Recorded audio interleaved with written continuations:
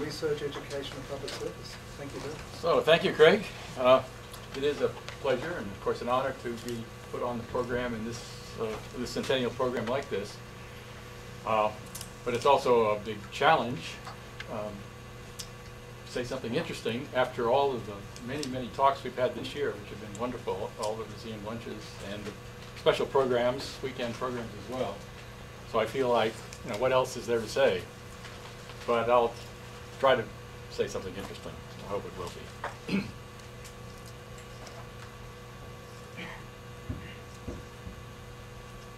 So here's my general outline. I'm going to talk mainly about two things: the research record of the museum over 100 years, based mainly on its publications, and then something about the education role of the museum. And this will be in two parts. One will have to do with the teaching program of the museum, and the other, the survival of a research museum in a university context, which is a subject I think that I've dealt with and struggled with for many years. And I would just like to pass on some of my thoughts about this to the group. And then just a little bit about public service, and finally some conclusions. Now, this is going to be kind of a personal journey because I've been on the staff here for 51 years of the 100 year of the museum's history. And actually, if you count when I first came to the museum, which was in October of 1956, I was a graduate student in the University of Illinois, and I came here to work in the collections for a week. That would make 52 years of experience with the museum. And of course, that visit was really important for me because it highly motivated me to find some way to come back to the museum. I was really impressed. And I'm pleased that I was able to come back after a year, less than a year actually.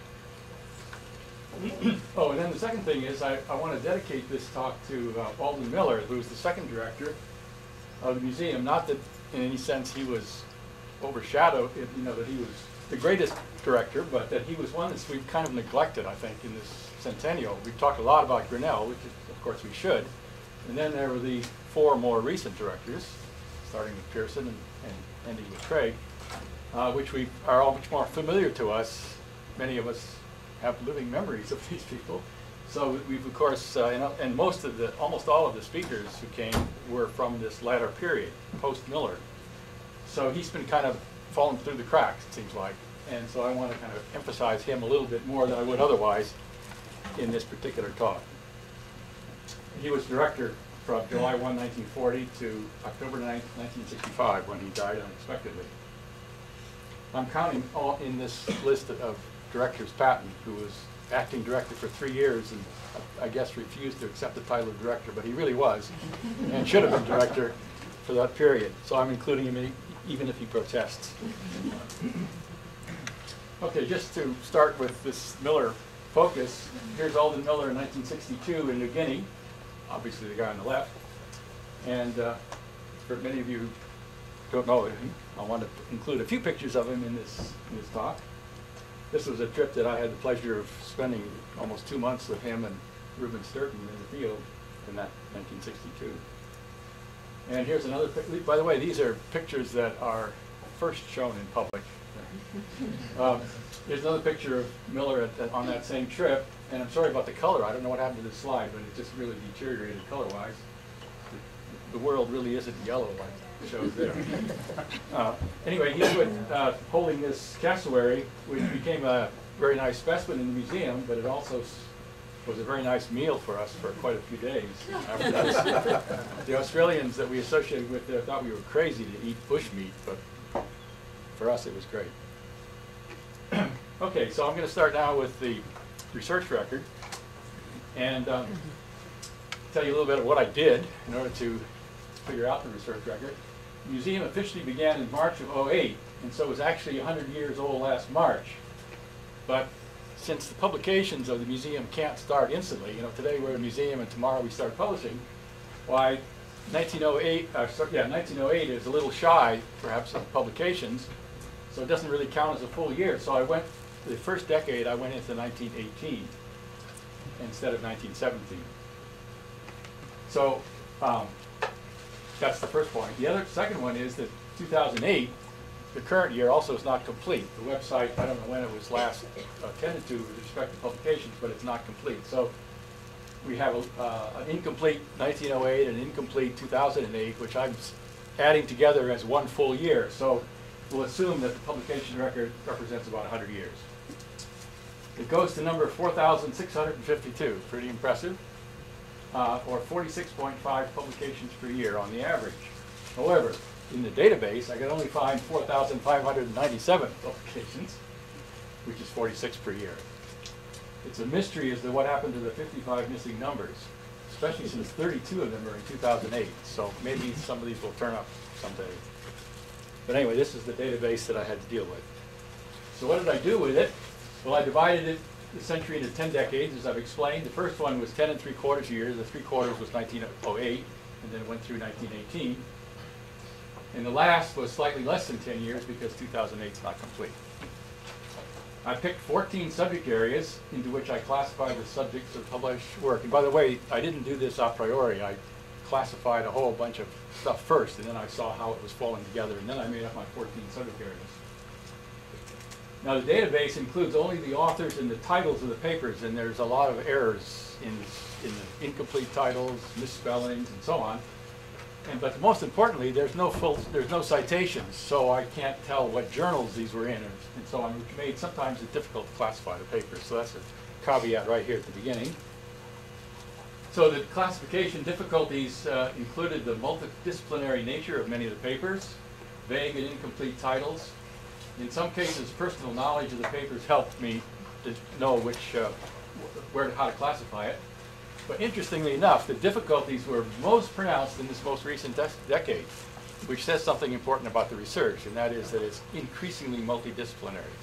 So that my 14 categories, which worked really well by and large, kind of fell apart in the last decade. Here's just two examples of the kind of problems that I ran into.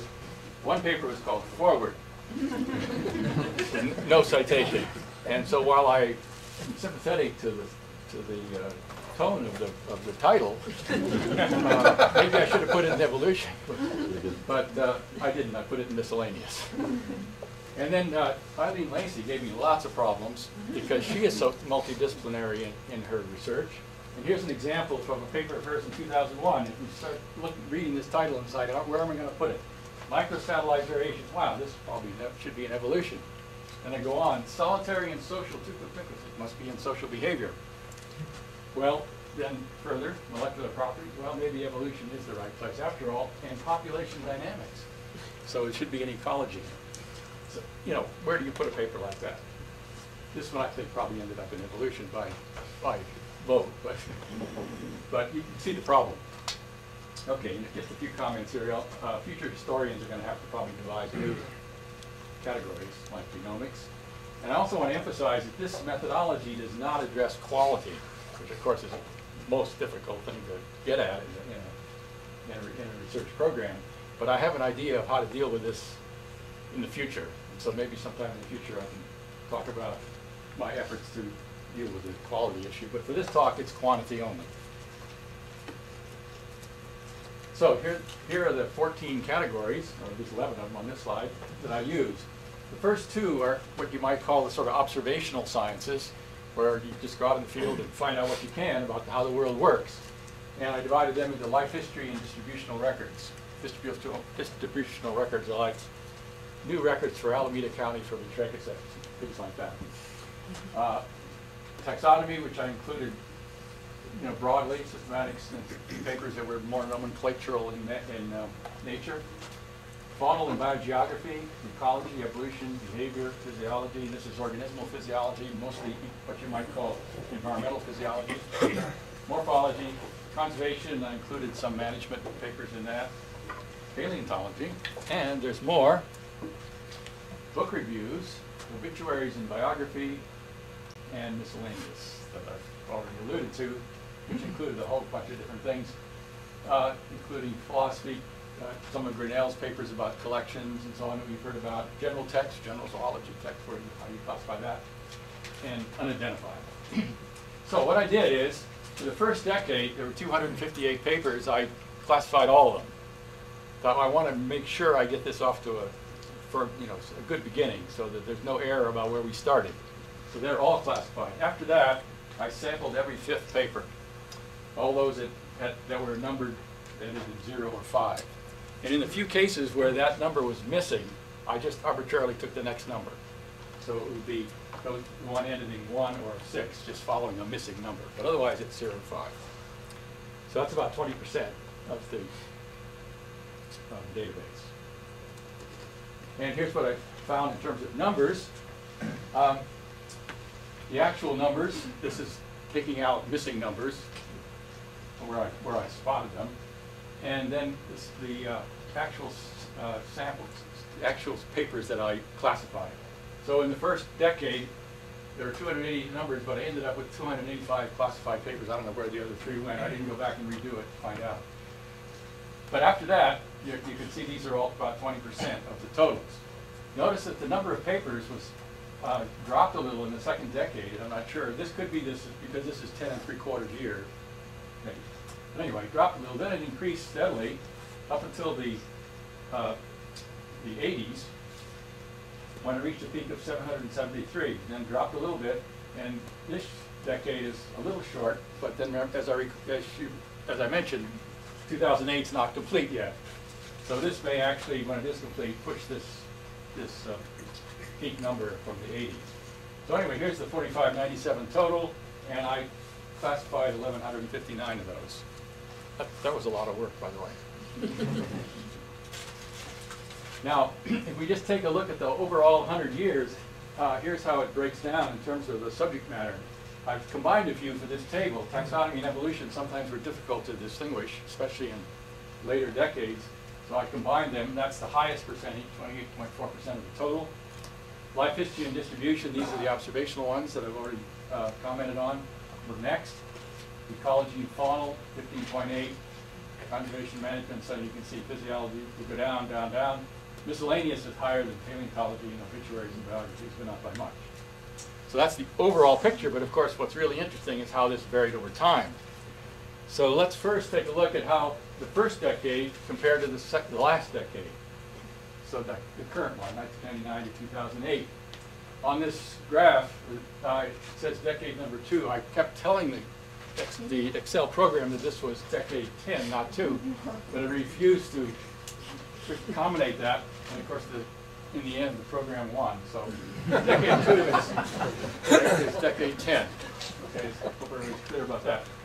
So you can see, first of all, that here's all 14 of the topics, and you can see that they're not all represented in decade 1, where there are ones that are missing: physiology, morphology, behavior, book reviews, obituaries. Paleontology, actually, there was one paper in this first decade, but that represented less than 0.5%, so it doesn't show up in this graph. But there was one that was a paleontology paper. Now, if we look at the topics in which are represented in both decades, we can see that taxonomy is really strong, and it has the highest percentage, both at the beginning and at the end. As we'll see, that's not true in the middle necessarily, but it was at the beginning and the end. Evolution started slow because, well, in the early part of the century, it was hardly, a widespread topic. And now it's very strong. Life history is somewhat less now than it was, but it's still well over 10%, a significant portion of our effort. Here's a distribution. It was a huge percentage initially. Now it's almost 0. Ecology, weak at first, before ecology was even a discipline, an academic discipline that is. Now it's pretty strong. Faunal, biogeography, about the same. Conservation, much more early than now, and I'll come back to that point later, etc. Now, that's sort of the beginning and the end, but what about in the middle? So I want to show you a series of graphs here which plot those 14 topics, or at least 12 of them, decade by decade. And here we have these observational sciences, the life histories and distribution, and we can see there's a general downward trend, but it still is hanging in there at about 12 or 13%, even in recent decades. Now this, if you look just at life history, you can see that it hardly went down at all. It starts about 18 or 17%, and it's still 12 or 13%. So it peaked here in, I guess that's the 40s. But it's fairly, actually it's a strong part of the program all along. What's declined are these distributional records, which were very co-equal with life history first, and then they went down to a lower level for a number of decades, and now they're almost zero. The last one that I classified was a distribution record for Turkey. So they still occur, but not much. Okay, here's taxonomy and evolution combined on the same graph. And here you notice you get a V-shaped distribution, very high early on for 4 decades or so, then two low decades, the 50s and 60s, and then a steady increase going up off the charts after that. Now, because evolution has an explicit topic, it was started low. Most of this has to do, at least at first, has to do with the taxonomy. You can see a large percentage here, and then both of them dropping to this low point in the 60s that I can't explain. But from that point on, evolution and taxonomy are co-equal, and they both have a steady increase like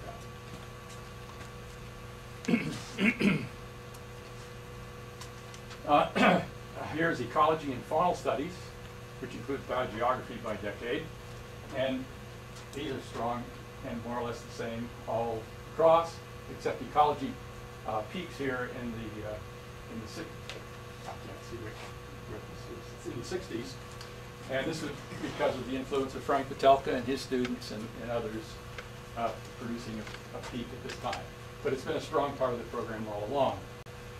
Faunal has represented most of this early on, but then it dropped in the 50s and it stayed low. But there's a recent little rise here, which it probably has to do with the museum's renewed attention to faunal studies because of the Yosemite project and other related projects where we're going back and taking a look at these early faunal studies.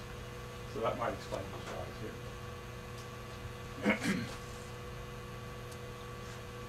Now here's organismal form and function, physiology and morphology by decade. It's interesting that for 3 decades there were none that were classified in that category. Then they rose steadily and reached a peak for 5 decades, and then only recently, for some reason, it's dropped down to a low level.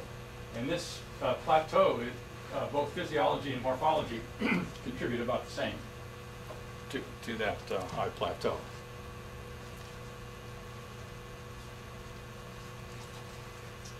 Okay, this is interesting because of the concern about the museum's role in conservation and related topics.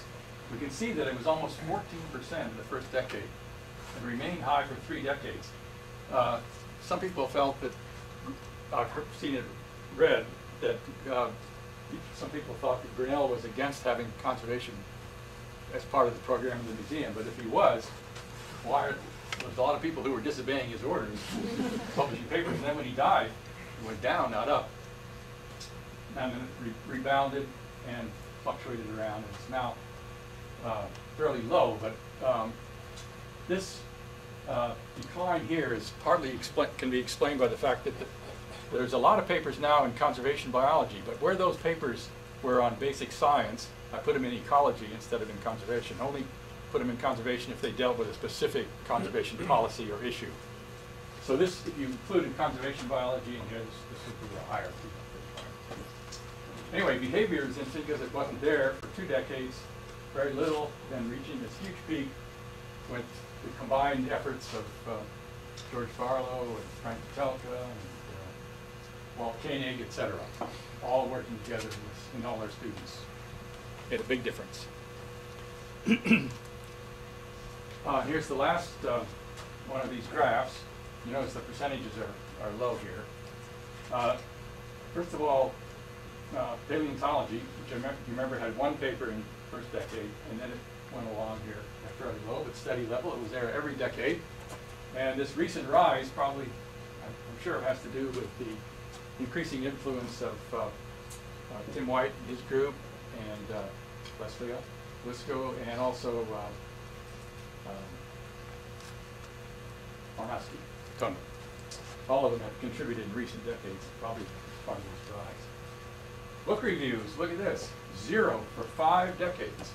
And suddenly they become a really important percentage of the museum's output. The two that aren't plotted are miscellaneous and obituaries, and they were all around 2–3%, and they rattled around, didn't seem to be worth printing out. Okay, here's some landmark dates, and this is the first decade, so this is when I have every paper classified, so these are real dates. The oldest paper, Joseph Grinnell, the Biota of San Bernardino Mountains. First herp paper, 1911. Who said the museum was avoiding herps? Percentage-wise, maybe, but they were certainly in the picture from 1911 on. First explicit conservation paper, 1912. First ecology paper, 1914.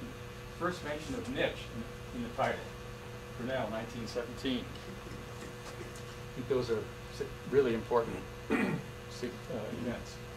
Now, here's some more landmarks, but these are based on this 20% sampling. So if it didn't turn up in my sample, it's not in here. So these could be wrong, but at least they give you some indication of some of the other firsts.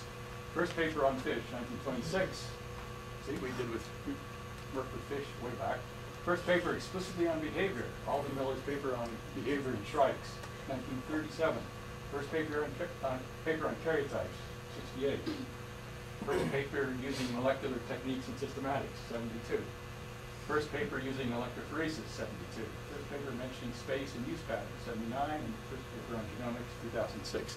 Some of you will probably know papers that precede these dates, but the reason they wouldn't be here is they weren't in the sample. Okay, I just want to end this section on research by reminding us all that the museum's program has always been, continues to be strongly field-oriented. And here's a picture of E. Raymond Hall, who was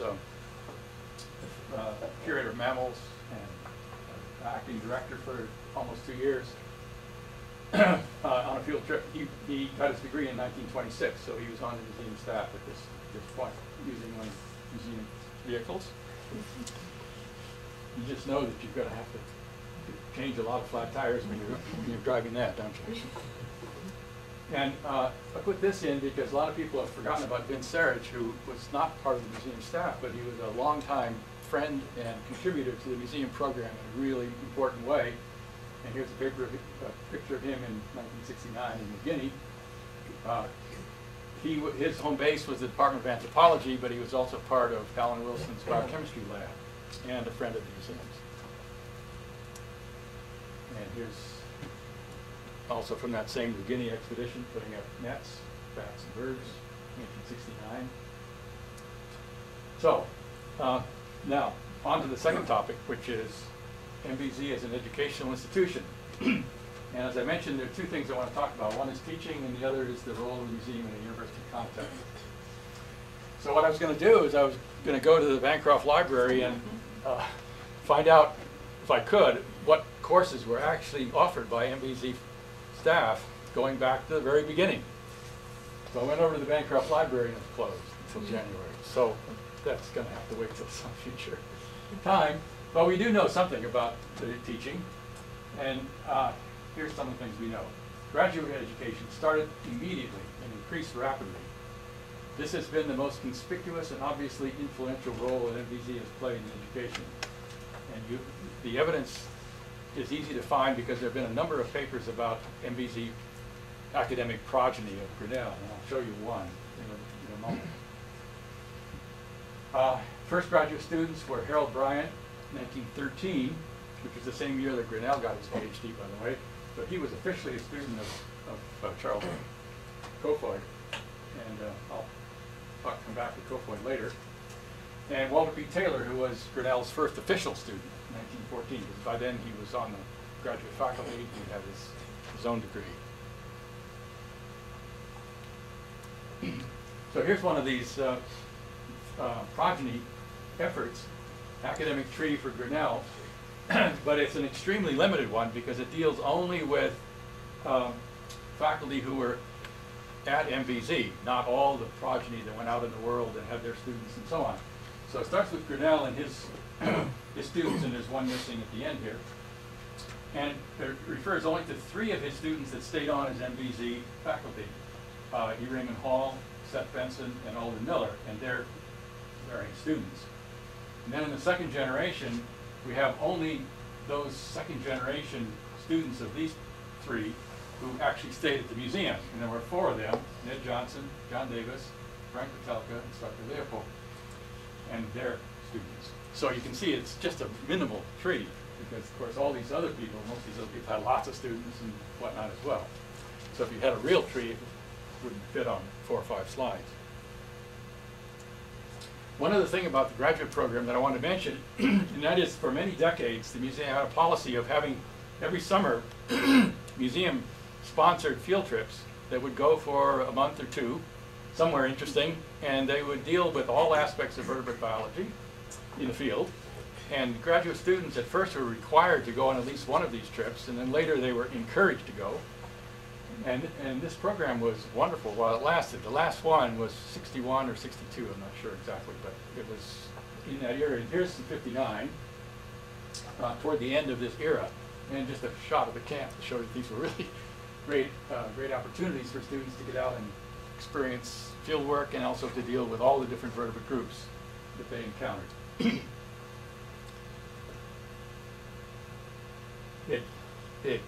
This program died in, as I mentioned, 61. There's a lot of reasons for that, but I won't take time to go into them. But now let's talk about undergraduate teaching. This was absent at first, but it grew slowly, and this is what I want to document when the Bancroft Library opens. Our signature course in vertebrate natural history was taught in 1935, and probably a lot earlier than that. Benson was teaching the mammal part in 1935.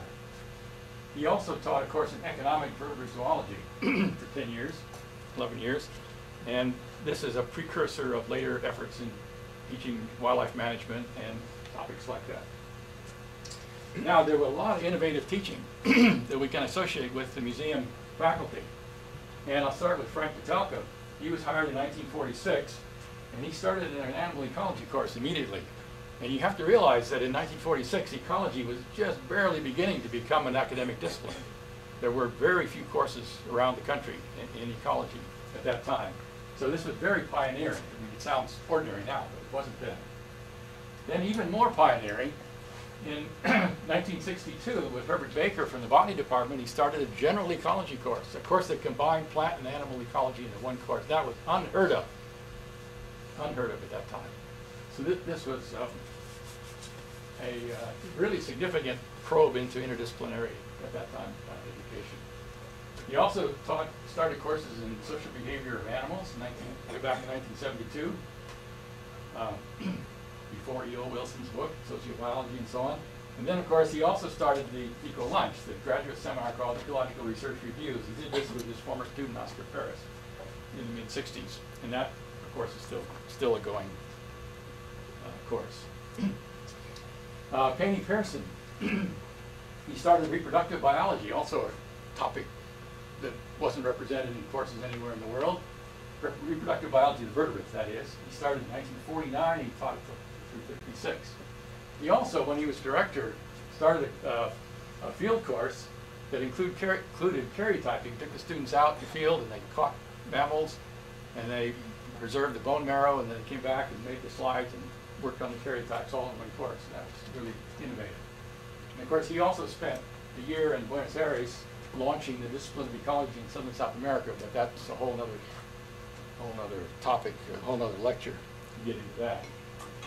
Alden Miller started the first course explicitly in evolution somewhere in the year 64, 65, right in that period. I also started a course called Genetic Ecology in 1967, and again, it's hard to believe that this was innovative, but in those days, I had to spend quite a bit of time in the first lecture explaining why this was an interesting topic. And in fact, when I applied to the course committee for this, it was declined, it was refused. And I had to apply a second time. And when I applied a second time, I called it, when I first applied, I called it ecological genetics. And that was part of the problem. So then I called it genetic ecology, and it was approved. But, you know, this, again, ecologists weren't into genetics and evolution in those days. And in fact, our own Frank Petelka, eminent ecologist as he was, when anybody would suggest that genetics and evolution could make a contribution to ecology, he would say, genetics, shemetics, and dismiss it, you know, as ridiculous. Those kind of things take much longer. Ecology, we deal year to year, week to week with stuff, and they're not related. Well, he was wrong about that, but anyway. That was 67. Then also started a conservation biology course, which is the first one on campus, 1994, preceded by a seminar. And this was also seems ho-hum, but at that time it was very courageous to do that, I have to tell you. It was not something easy to do. And by the way, it was turned down the first time too. I had to reapply the second time to get the conservation biology course started. So, and then I also continued the, before that, then Jim and I started the mammal discussion group in 1972, and that went for quite a long time, until 1996, and I think it was a very successful educational medium. And then I also continued Pearson's vertebrate reproductive course for quite a few years. Ned Johnson started biogeography in 1970, continued to teach that for a while. So, at least as long as I've been in the museum, faculty curators have had teaching loads close to, if not exceeding, the average of those in the department without curatorial duties. However, the museum director generally had reduced teaching responsibilities, but not acting directors. There's some variation in this, but I think this is a fair general statement. Okay, now the last topic, almost the last topic, the last important topic, the museum is an academic institution. This is where there's a lot of sort of personal opinion built into this. So you have to take this with that whatever amount of salt you want. Fundamental to the museum's survival and success is its position as a non-traditional academic unit that is not a teaching department. The traditional fate of university-based research museums is failure, although there have been a few exceptions. Even MCZ at Harvard has had its ups and downs, quite a few, and some of the downs were really down. I just want to mention briefly another case that I'm personally familiar with, the case of the University of Illinois, its Museum of Natural History, which had world-class collections of mammal herps and freshwater mollusks. Herps because of Hobart Smith, many of you know of or don't know. What happened was when the director, Hofmeister, Don Hofmeister, who was an MBZ graduate, retired, he was not replaced. And in fact, he was given an office. But one time when he was away for a month, for some reason, I don't remember what excuse he had to be away for a month. This was after he was retired, of course. The powers that be went in and they cleaned out his office and threw away all his personal papers. I don't know what they did with the books. Maybe they threw them away or they sold them or something. But he came back into his empty office and, where's all my stuff? Oh, it's thrown away. So I mean, that's how they felt about the museum and its heritage. Shortly thereafter, the university had a epiphany of some sort, and they got some private money to establish a museum, which was to combine all the museums on campus, kind of almost like we're doing here, but I'm not sure the administrative details. And it was private money. It was called the Spurlock Museum, and so there was great hope. Wow, now we're going to get back into business, and we'll have these museums functioning again. Well, as soon as they started to function, it turned out it was only anthropology. All the natural history stuff was completely neglected. There was no staff. The collections were stored away in closets, basically, not taken care of, no curatorial attention to them at all. So after many years of this neglect, they now, people like Ed Heskey and so on, are involved in trying to give the collections away to some place where they've not been taken care of. World-class collections. These were not trivial little departmental collections by any means. So is there a key to success of academic university-related museums? And these are my opinions. The museum must be fully integrated into the university's academic program. As soon as a museum is seen as peripheral in any way, there's a fierce attack on the museum's space and funding by those who don't appreciate museums. Now, integration, so we need this integration. How is it achieved? By having the museum's academic staff, including curators, be appointed to the faculty of a related department. What else? The museums must have significant autonomy in making these faculty appointments. And you notice I say significant, not total autonomy. Significant autonomy. And how do you get significant autonomy? It requires split appointments, in my view, the maintenance of confidence among non-museum colleagues that the museum makes a significant contribution to the overall program of the department. Now, how do we get this confidence? This requires a number of things: high quality research, of course, significant contributions of the museum to the teaching program, contributions of the museum to the administration of the department, and, most important perhaps, the non-museum colleagues have to know about this. And it's amazing how that's not such an easy thing to achieve. So how is MVZ managed? So let's take a look at the Grinnell years first. Grinnell received his faculty appointment as soon as he completed his PhD degree, which in 1913 from Stanford, as I mentioned, the 1913 date. Now, there was not a second faculty appointment in the museum until E. Raymond Hall was appointed in 1930. Seth Benson was appointed in 1935. Alden Miller, in 1931, he got his degree in 30, and then he was appointed in the zoology department, but not in the museum.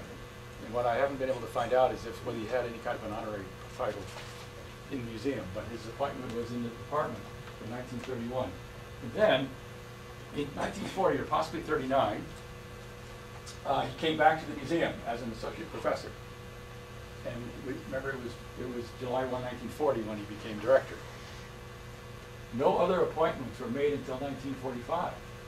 So here there are 4 people. And when Grinnell died, that made 3. And when Hall left in a huff to go to Kansas in 1944, that made 2. So the museum had Miller and Benson, period, as faculty members. And we'll see where that took us in a minute. Graduate education was strong from the beginning, but undergraduate teaching developed only slowly. Annie Alexander, who remember was the partly running the museum, actively opposed an undergrad teaching as if she felt it distracted from the research program. She didn't oppose graduate education, but she did undergrad. And all of this led to strong antagonism between Grinnell and Charles Kofoid, who was chair of zoology for 25 years, up to 1936, and this was not pleasant. Okay, now we come to the Miller years. During his directorship, the museum moved decisively, in my opinion, with rapid changes going on in science at that time, and the rift with zoology was quickly repaired. And this can be attributed not only to Miller, but to Richard Aiken, who was chairman of the department at that time and for quite a long period. And I want to tell you about a letter from Aiken. I'm going to pretend I'm Ted Poppins here now. I've got this document. And this is a letter, November 7th, 1983, written to David White, director, from Dick Aiken. And it was prompted by an article in the California Monthly about the museum.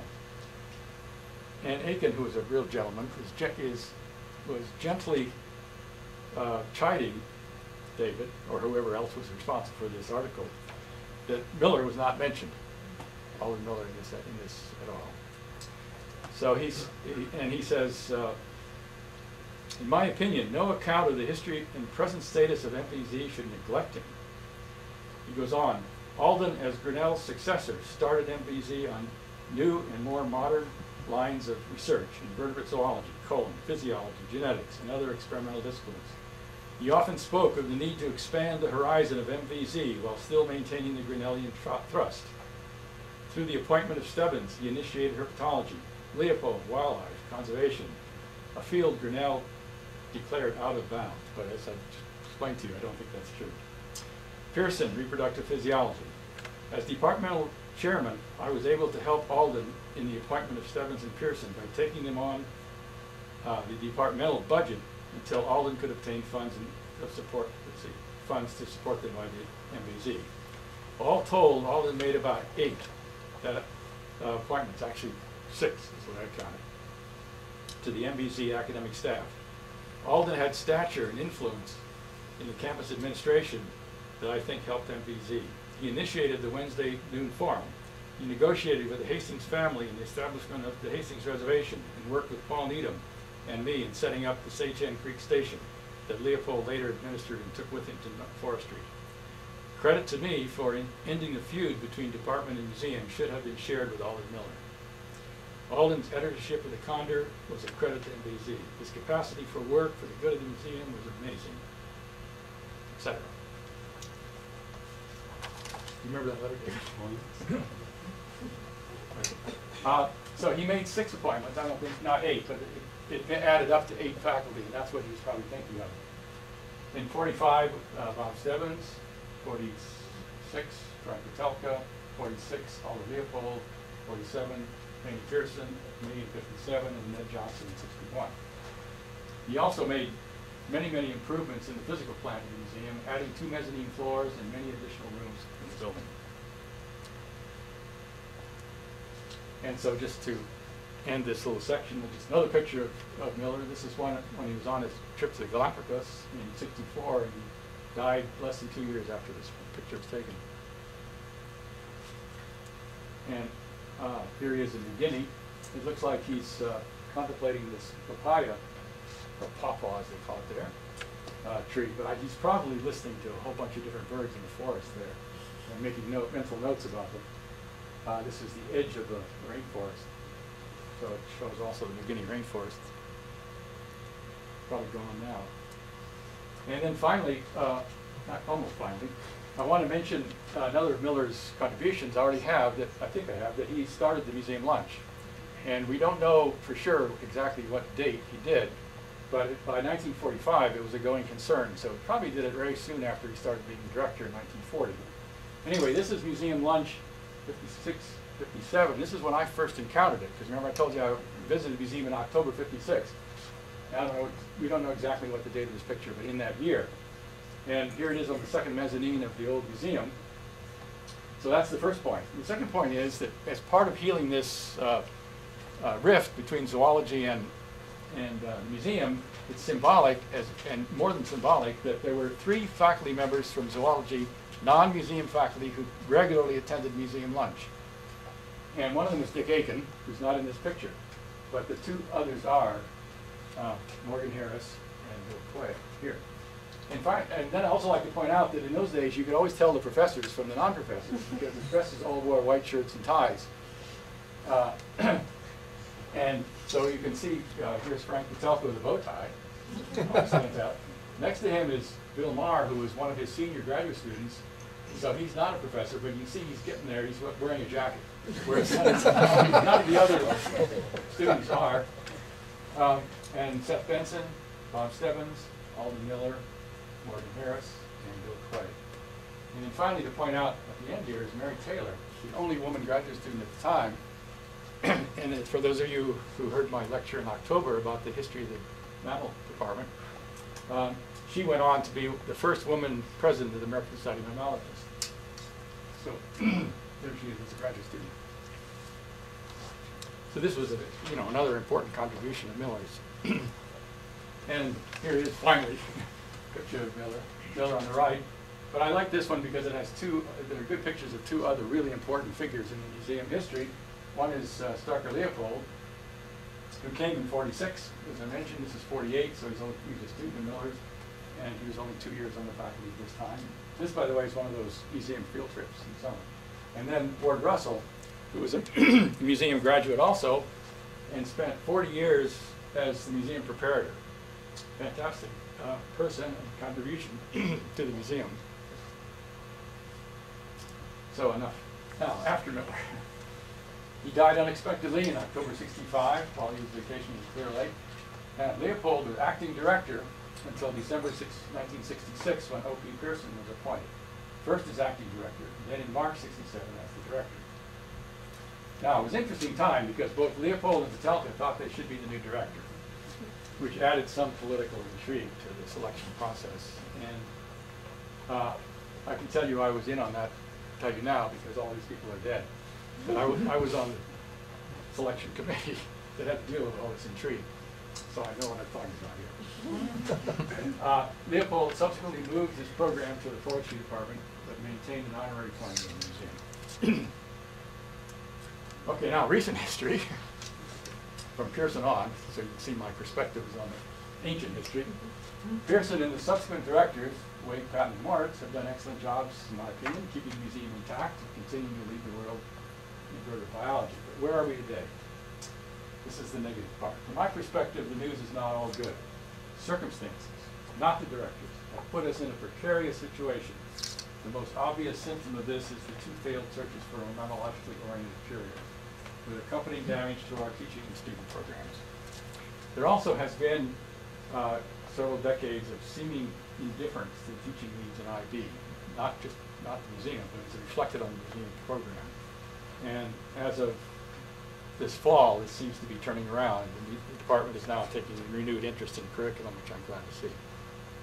Anyway, so if it's not the directors, it's the circumstances. What are the circumstances that cause this problem? It's difficult to be sure, but I think here's part of the answer. The departmental reorganization that began in the late 80s and was completed in the early 90s. Department IB was official in 99, I think, but it took a while to get everything organized. Now, I don't think this new structure was the problem, but it brought faculty together from various academic cultures and mostly destroyed the cooperative, mutually respectful, and supportive atmosphere of the old department. The almost forced fusion of the Department of Human Biodynamics with IB a few years later added to this new cultural heterogeneity. So that's saying a lot, not saying a lot, but I think that was important. The increasing trend in our society, including the academic realm, for more and more paperwork, draining time and energy in social and intellectual interactions among faculty. More circumstances. There was a lot of disappointment in many aspects of the new VLSB, not by MBZ, but by other units, which paid less attention to the details in the planning process. And the museum effort led by Dave was mostly successful. And then also the university administration's insistence on calling the museums and the library archival units. I mean, how psychologically damaging can that be? Chronic budgetary crises in the university, leading to reductions in programs, demoralization, and increased competition for resources, both within the department and at the university level.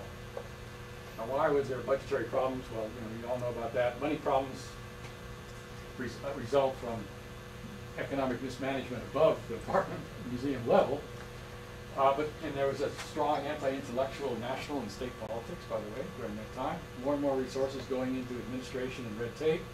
And finally, more recently, the corporatization of universities. The executive pay scandals within UC haven't helped either, and are symbols, I think, of this sort of corporatization and anti-intellectualism that we have to face. And lastly, there's even evidence that there's some jealousy within the department and related departments of MBZ's relative success during these difficult budgetary times in organization and support. And that could have added to the problem. Okay, now before I wrap up here, I just want to say public service also is part of this, but I don't want to emphasize this because the public service activities are implicit in this whole MBZ program, and I don't need to really build on this. MBZites do all of the things that and more, especially as this ivory tower mentality is weakening. And I just wanted to mention the examples of Stebbins' many decades of contributions to the elementary school science program funded by NSF, and the current graduate student program participating in local high schools. And you may recall from my October lecture that 27 of the 37 presidents of the American Society of Mammalogists since Grinnell were MBZites, 73%, just as another kind of token example of public service. Okay, finally, we've got 30 seconds. It's been a rollicking 100 years, but we cannot rest on our successes or be complacent or assume that someone else is looking out for our future. Remember the MBZ mantra, our motto. Wherever the forefront of vertebrate biology is, we should be there, and preferably be leading the charge. Keep in mind also the things that I've mentioned that are important, I think are important in maintaining our position in a university context, especially the business of cultivating the confidence and support of our non-museum colleagues. Every new faculty member in IB should be given a tour of the museum and assured that they will be welcome and populated. More conclusion, these are the last ones. With a deteriorating world predicament, museums like MBZ should be centrally important, not peripheral, but centrally important to our struggles in coping with the challenges ahead. We should act like that was the case. I think we need to increase the strength of our ecological program, which was very strong, but it's been weakened in recent years. Our collections are increasingly important, not only as historical databases, but as new technology is making them sources of new data.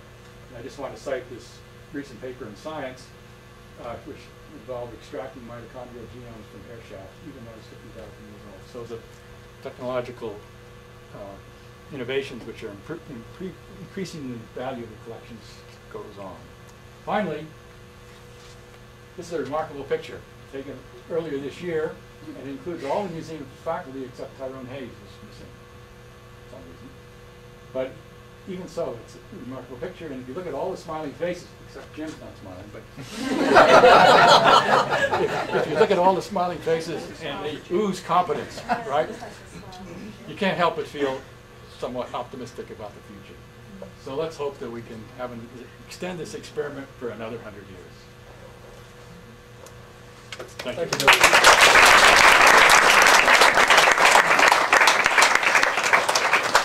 More or less okay, but orientation different. And you get aquatic and terrestrial like this, and then the riparian ones are often a different line like that. And that suggests that if we did performance testing, again, that should show up. When you're saying those axes, which axes? The selection axes or the neutral axes? So if you go to the next slide here. If I could just pause for a second, I know some people including me need to run the classes. So those who have to go, go. Those who want to stick around and ask more questions, please do. Again, thank you very much, Steve. And then we'll go to the private audience. And then another one? Yes. One more. So here, this is D-max for the whole group. That's all the population. This is all of the populations. But if you do it separately for the thinking that snakes are in free adapted zones, then you get two sets of species that have a lower orientation like this. Those are the aquatic and the terrestrial ones, which have exactly the same angle of diversification of D-max. But if you look at the riparian species, they're actually tilted up like this with a different angle. How many qualify as riparian? How many species? No, those two. Just Well, those two? no, more than those two. A lot of garter snakes, Equus or Talus, Rhizocephalus, we think a lot of there's a big riparian radiation. So then those D-maxes don't follow the axis of the omega max. They don't, no. And we haven't done that yet to see whether those, which if any of those three coincide now with, they're certainly not going to coincide with the crawling omega max, just a way of like, maybe that's what the riparian guys are responding to. That might be. But this one, which matches up nicely with the omega max for growth, the D max for the other two, when you pull out the riparian guys, it's actually lower, so it may not match up. You can go to a second.